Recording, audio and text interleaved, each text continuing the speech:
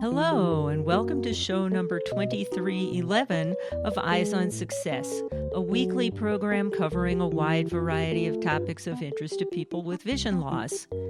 I'm Nancy Torpey. And I'm Pete Torpey. In 2023, we are releasing the Victor Reader Stream 3rd generation. And for those of you that liked all the previous Victor Readers, you'll be interested to learn what's coming in the new version. We'll speak with Mathieu Paquette, Product Manager of Victor Reader Products, and Peter Tucic, Director of Strategic Partnerships, both at Humanware, about this accessible, palm-sized multimedia device and why you might enjoy using it. But first for our tip of the week. Well, this week, with two guests, we have two tips. First, from Peter Tucic. Oftentimes, one of the first questions I'm asked is, how can I move content between what is on my SD card and what is on my internal memory? And how do I go about putting things from, I download a podcast, for instance, and it's in my internal memory. How do I bring that to my SD card? The piece to remember here is your number 3 key on the Victor Reader Stream. Think of it as your action key. You're looking to delete. You're looking to move something. Oftentimes, the number 3 will be one of your best friends when you need just a tiny bit of contextual help. So that's really where for our stream users, certainly that number 3 key, not always, but it can be a great way if you're just thinking of, gosh, I can't remember how to delete or remove a favorite or something, can always be a great tip and something to remember. Stick with that 3 key. And another useful tip from Mathieu Paquette. And if for my tip, I would say we have on the Stream 3 a new shortcut. So if you need to know what your serial number is, previously on the Stream 2, you would have to press 0 and go through a lot of information. That's the information menu. You can now just press and hold the number 5 key, and it'll give you your version number as well as your serial number. So that's much quicker, especially when you need to retrieve your serial number to register with BARD, for example. Support for Eyes on Success is provided by Nsite.org, nsite.org, and Nsite.U, providing accessible on-demand and virtual instructor-led classes, programs, and workshops to support career skills training and professional development for individuals who are blind or have low vision or are veterans. Nsite, a vision for talent. You are listening to Eyes on Success. Success, success, success, success, success. Let's start by meeting Peter and Mathieu and getting an overview of what Humanware does. Today we have two representatives from Humanware that we'll be talking to about a recently introduced product, but first we'll have them introduce themselves. So Peter, why don't we start with you? Thank you so much, Pete. It is absolutely fantastic to be here. My name is Peter Tucic, and I'm the Director of Strategic Partnerships for Humanware. I'm based in Chicago, and I certainly do lots and lots of travel, and I work exclusively in the blindness space, working with our Braille and blindness products like the Victor Reader line of products and then some of the GPS pieces we do. And primarily my role is kind of trifold.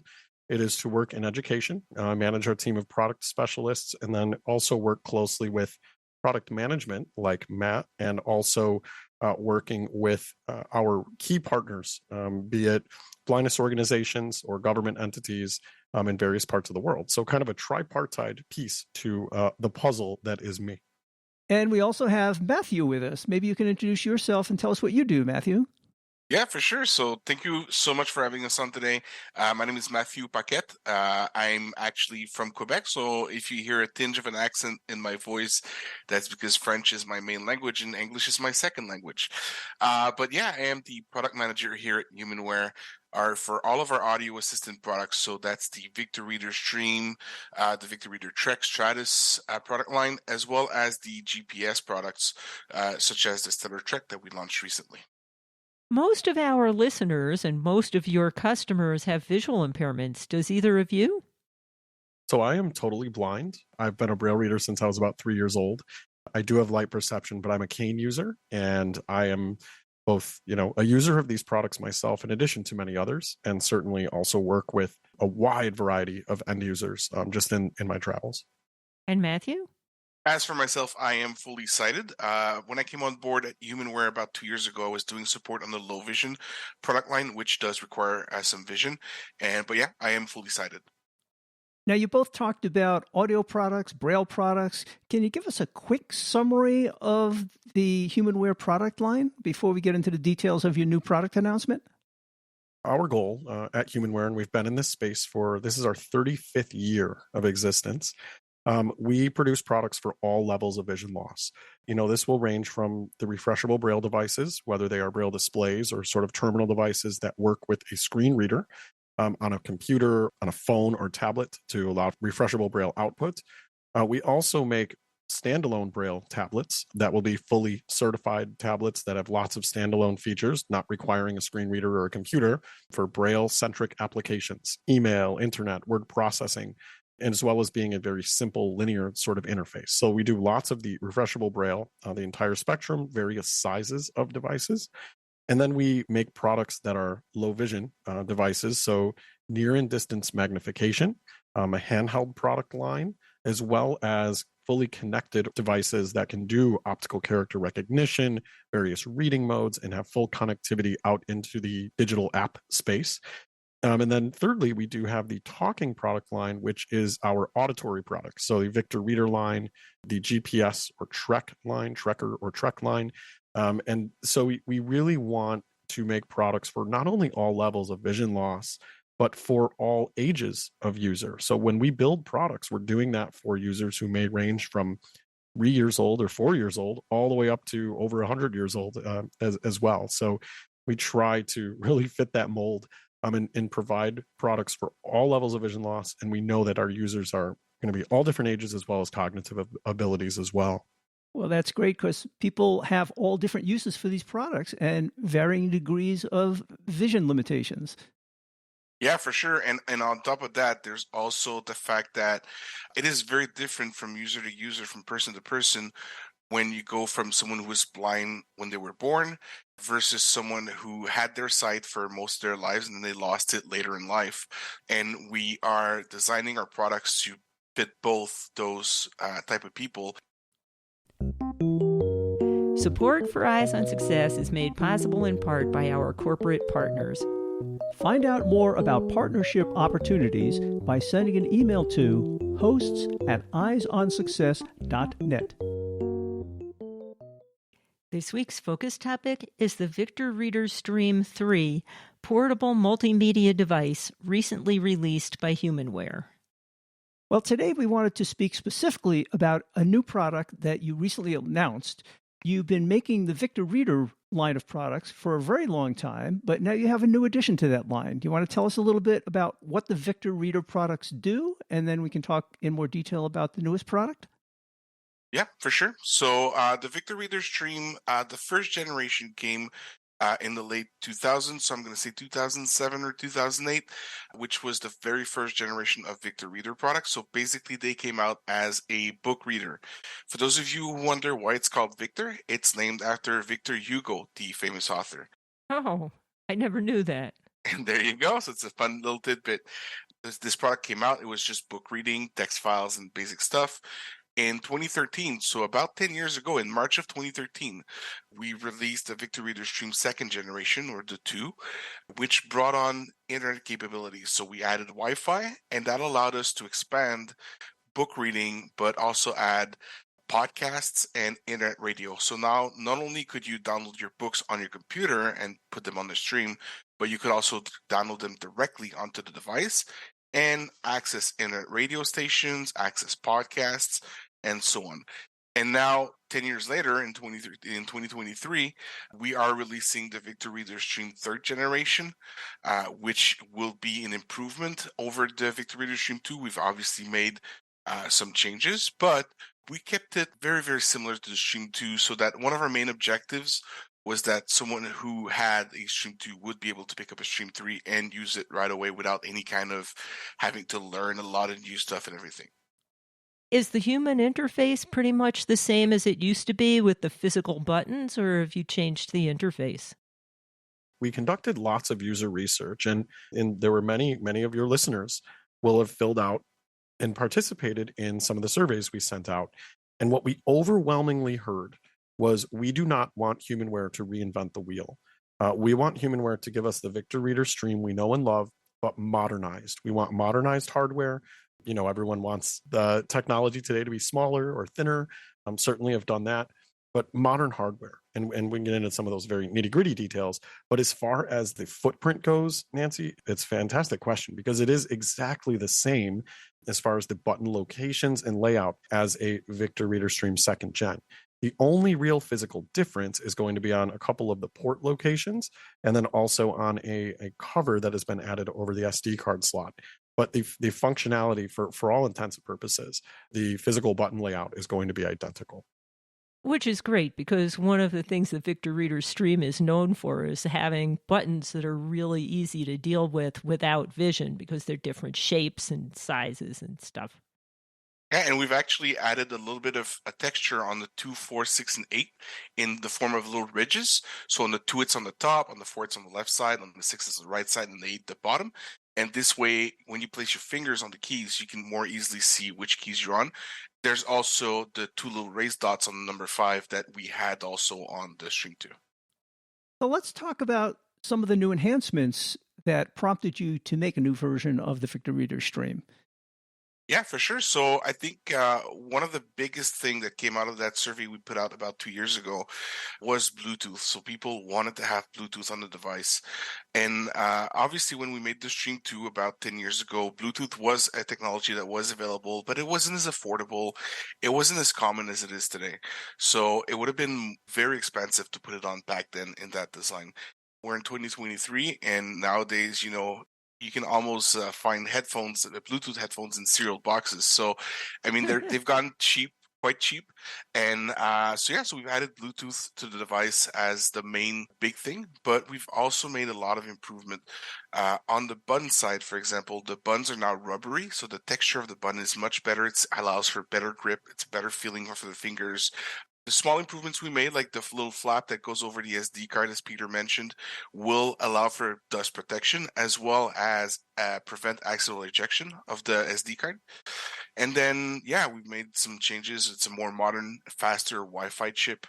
We now have 16 gig of internal storage, and it's usable by the end users if they wish to use it. We have a better speaker, so the speaker is both louder and sounds better. And we allow for SD cards up to 1 terabyte now, which is a much bigger than what we had on the Stream 2, which was 32 gigs. Oh, and one thing I didn't mention, and I should have, because it was also one of the biggest things that people wanted to see changed on the Stream 2, is we went to USB-C for the charging port. So the Stream 2 had a micro USB port, which is not easy to use, even for people with sight. I myself am sighted, and as I said before, and I never plugged it in right the first time. Now with USB-C, either way you can plug it in, and it'll just go in. It's much easier, much more user-friendly, and also much more robust. Those sound like some great enhancements. The Bluetooth capability is particularly exciting. I can't tell you how many devices I've had in the old days when you have a wire going to the device and you get strangled in the wire when you're moving around because you're often doing other things when you're listening to audio. Yeah, for sure. And speaking of wires, because that's one important thing, and I just want to speak to it because it really shows how Humanware listens to their customers and their users. On the Stream 2, you had a port for a headphone jack and a microphone jack, so 3.5 millimeter jacks for both. And when we did the Victor Reader Trek in 2017, back then, I'm going to say we, but I wasn't at Humanware back then, but they decided to put a single port for both. So a single port that was working both as a microphone and a headphone port.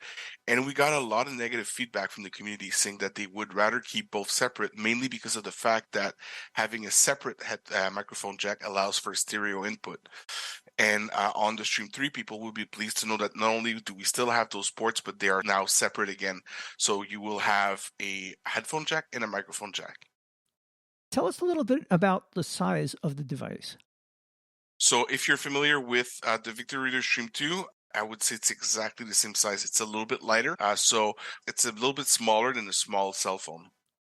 What about the battery? How long does the battery take to charge, and how long will it last when one is reading?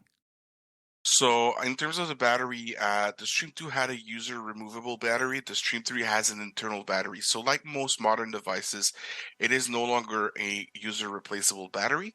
That being said, that allowed us to put in a much bigger battery for the same size, as well as a battery that will be much more reliable. It will be less exposed to the environment and whatnot. So on the Stream 2, with a good battery, you had about 8 to 10 hours of reading time. On the Stream 3, you get about 15 to 16 hours. How long does it take to recharge if you do that? 3 hours the charger would provide. With the built-in battery, batteries don't last forever. Is that something that you can send your device back and get it replaced after you've been using it for a few years and it needs replacement? Yeah, for sure. So it will have to be sent in for repairs indeed. The good news for US viewers is that we now have a facility in Florida that does those repairs. So prior to about 6 months ago, when you had to send your device in, it had to be sent into Canada, which means it has to go through customs, takes a couple of days and all that. Now that we have a repair facility in Florida, the device for US-based customers are sent to Florida, which cuts down a little bit on time. Now, in terms of costs, I've spoken with our servicing department, and we haven't finalized the pricing yet, but it will be, it's about a half hour of work to open up the device, do the changes, pack it back up and everything. And then on the battery side, we'll be selling the battery for quite cheap. So I'm trying to keep the cost under $100 for the repair of the replacement of the battery. That being said, a battery is good for about 400 to 500 charge cycle before it has 80% capacity.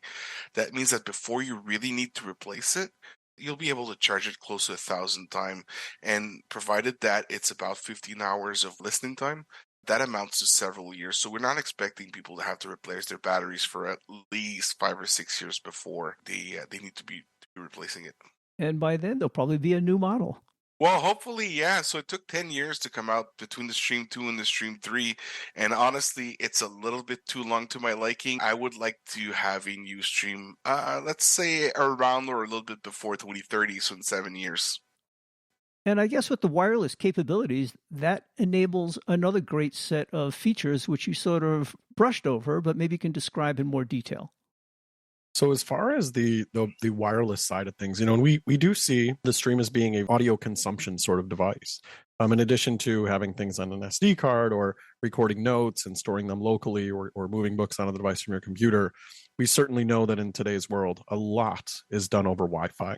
Many of us have Wi-Fi in our homes, and wireless content consumption is something we do quite a bit of. So we have internet radio on the device, and Matt will touch on, there is a big piece coming, not at the point of airing of this episode, but there will be an improvement to internet radio over previous versions of the Stream that will be short in arrival. But we have the ability to download podcasts. We also have the ability to download directly from the National Library Service here in the United States, the BARD service, so the Braille Audio Download Service, as well as directly from Bookshare, or we can take advantage of the NFB Newsline content, which I certainly read several newspapers a day, thanks to NFB Newsline. So additionally, we can look things up on Wikipedia or Wiktionary. So the online offerings certainly will be very similar to what was there on the Stream 3. They are identical at launch, but we'll start to look at some additions both in the internet radio space as well as in the implementation of Daisy online delivery being added for other countries outside of the United States in delivering books and content digitally. So Peter teased us with the enhancements that might be coming in terms of the radio. And Matthew, you going to describe that more for us? Yeah, so I can't speak too much about it right now. It will be announced probably somewhere in April or at the latest, I would say May. But we are working with a third-party provider to bring some more internet radio content on the Stream. That'll include radio stations and podcasts. Now, you also talked about hooking up to a number of the blindness services like the National Library Service and Bookshare and the NFB Newsline, et cetera. And a lot of times you have to search for titles. How is that done? Yeah, so basically, for your listeners who've had cell phones in the early 2000s, if you remember, there was a T9 method of text entry. So basically, what you'll do is you'll go to search books, and then you have a few options there. You can either search by category, which will be stuff like, adventure, romance, and so on and so forth. You could search by most popular, which will give you a list. You have a most recent category as well, which will give you all the recent publications. Or you can search the collection, and searching the collection, what that means is that it'll search both the title and the author, as well as the description of the book. And then you would use your keypad. So we have a number 1 through 9 and then 0. And then, for example, for the letter C, you would press on number 2 3 times. If you wanted the letter H, you would press on number 4 twice. This method of entry takes a little bit of getting used to at the beginning. I know that, when I came on board about 2 years ago and I started doing technical support on the Victor Reader stream, it would take me like 2 minutes to enter a short word. But towards the end, I was getting quite a bit of speed. And I have some of my colleagues, and I'm sure Peter, it's the case for Peter as well, who can enter text at a phenomenal rate. But you get used to it. It's exactly the same letters as you would find on a phone keypad. Does it still come with a default list of favorites? So yeah, the internet for internet radio stations and as well as podcasts, we do still have a Humanware recommended playlist and podcasts. For the launch, they'll be exactly the same. So whatever you would find on the Stream 2, you would find on the Stream 3. However, I'll put a little asterisk here is in that moving forward, it is possible that we start adding some radio stations that will not, unfortunately, be supported on the Stream 2. The reason for that is that the Stream 3 is a much more modern platform, which has a more modern codec set. And then what that means is that a lot of stations, in either internet stations or podcasts that wouldn't work on the Stream 2 are now going to work on the Stream 3. Is Eyes on Success still on your list of favorites? I would have to check, but I believe we are. And you know what? I will check after this recording. And if you're not, I'll make sure you're there.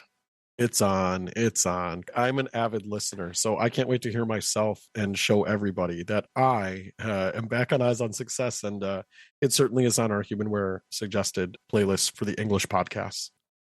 Now, in terms of people who may have purchased one of these devices or will purchase one of these devices, I take it they will be eligible for all the firmware and other upgrades that come along as you guys modify the product. Yeah, for sure. So as always, we will be providing free software updates. One thing to keep in mind for early adopters, for people who perhaps just recently bought one, have one in hand, basically, we almost started from scratch on this. So we really built it up from the ground up.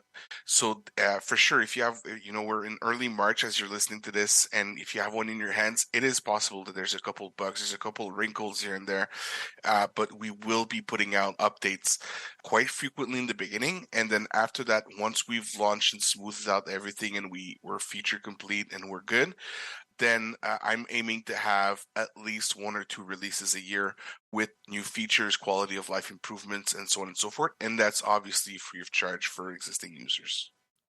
This sounds like a nice set of enhancements to what was already a very nice product. Is there anything we missed that you'd like to talk about?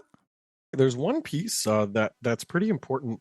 So previously, when you hooked up a Victor Reader Stream 2nd Gen to a computer, you would turn it on, and you weren't able to use the device. We are now supporting mass transfer protocol on the Victor Reader Stream 3. And what that allows us to do is connect the device, and it will show up on your PC as an external drive. So you will both see the internal storage as well as the SD card if one is inserted. And you can do that even while the player is on. So it's going to make transferring content far simpler from your computer to the device should you need to use that method. Or get content off of your device to your computer. So the supporting of MTP is something that we heard, again, a lot of feedback about, and we know that having a device show up as an external drive is very convenient for our users. And one of the little things that I'd like to add is we've made some quality of life improvements. So as we mentioned before, we tried to keep the same user interface, both in terms of physical, the button placement and all that, but also in terms of the software. So people who are used to the Stream 2, you'll find the same number 1 key to change bookshelves, the online key to switch between online and offline, the 4 and 6 to go back and forth, to an 8 to change navigation level. But one area that's changed is the settings menu. So the settings menu on the Stream 2 was a little bit cumbersome to use. You had to press 7 like several times, and if you went one too far, you had to press 7 a whole bunch of times once again. Now we've changed it so that the settings menu is more easy to navigate. You basically press 7 once to get to your local options, which is the bookshelf you're in, and then 7 a second time to go into the general settings, and then you can navigate using 4 and 6, the pound key to confirm, the star key to go back, just like you would in other places. So we think that's going to be an improvement that will be very appreciated by users.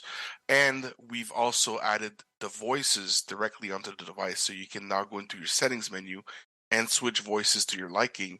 So if you'd like to have an English voice and an Italian voice, or you'd like to have a Spanish voice and a German voice, whatever package you'd like, you'll be able to make yourself by downloading the voice directly onto the device in the settings. You are listening to Eyes on Success.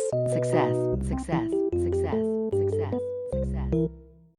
Now for this week's final item, how to learn more about the recently released Victor Reader Stream from Humanware and how to contact them, including Mathieu Paquette and Peter Tucic. Well, if people are interested in finding out more about any of Humanware's products and or the Victor Reader Stream 3 in particular, where would you direct them? We can either send an email to info@humanware.com and we'll be able to help you, or you can visit our website at www.humanware.com. That's HUMANWARE.com. Do you have a social media presence? Yep, for sure. So we're mainly on Facebook. And these products are available worldwide. So the US launch has happened in February. And then this month in March, we're doing the global release. So for Canada, Europe, and Australia. If somebody wanted to reach either of you, could they do that? Absolutely. So if somebody wants to reach me, my email address is Peter, Peter, .Tucic. So T as in Tom, U, C as in Charlie, I, C as in Charlie, at humanware.com. Yep. And if anyone wants to reach me, my email address is Mathieu. Now, keep in mind, it's a French name, so I'll spell it out. It's MATHIEU .Paquette. So that's spelled PAQ as in Quebec, UETTE at humanware.com. Feel free to send me an email, and I'll get back to you fairly fast. And in case you missed any of that in the audio, you can always find it in the show notes associated with this episode, which is episode 2311 at www.eyesonsuccess.net. That's it for today's show. Next week on Eyes on Success, we'll be talking about the recently introduced Braille ignition kits for teachers of the visually impaired from the National Braille Press. The National Braille Press produces a variety of Braille books and manuals for all ages and interests. Now they've released a set of resource kits developed specifically for teachers of the visually impaired. We'll talk with Cassell Wilson, editorial director at the NBP, about what is in these resource kits and how they can be used effectively. And maybe you can join us on next week's episode by listening on your Victor Reader. You've been listening to Eyes on Success, hosted and produced by Nancy Goodman-Torpey and Peter Torpey. You can access the full archive of previous shows, subscribe to the podcast, and much more by going to our website, www.eyesonsuccess.net. If you have questions about anything you've heard on the show or have suggestions for future shows, send an email to hosts@eyesonsuccess.net. Thank you for listening and have a nice day.